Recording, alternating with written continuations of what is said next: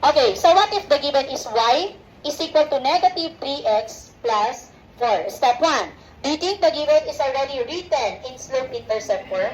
Okay, if yes, what we're going to do? Proceed sa step 2. Identify the slope and the y-intercept. Based on the given, what is the value of the slope? Okay, negative 3. And what is the y-intercept? 0, okay. So after identifying the slope and the y-intercept, proceed tayo anak sa step 3. Plot first the y-intercept, which is 0, 4. Okay, 0, 4, start from the origin. 0, stay. Tama?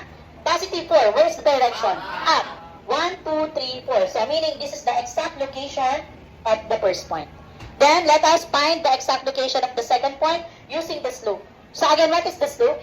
Negative 3. Di ba ang slope natin, anak, ay rise over run. So ang rise natin ay negative 3. Para maging fraction niyan, automatic, kapag ito ay whole number, ang magiging denominator niya ay very good. Meron siyang 1.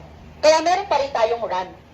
Okay, which is imaginary lang yung 1 natin. Okay, so identify na natin yung second point. So, start here. What is rise? Negative 3. Up, down. Okay, simula dito, down ng 3. 1, 2, 3. And then ano yung run natin? Okay, right, left. Right. So, meaning 1, 2, 3, 1. So, therefore, this is the location of the second point. Or what we're going to do, last step. Okay, connect the given points. Lagpas konti, lagpas konti. Okay, therefore, we can say that this line or this graph, it is the graph of y is equal to negative 3x plus 4.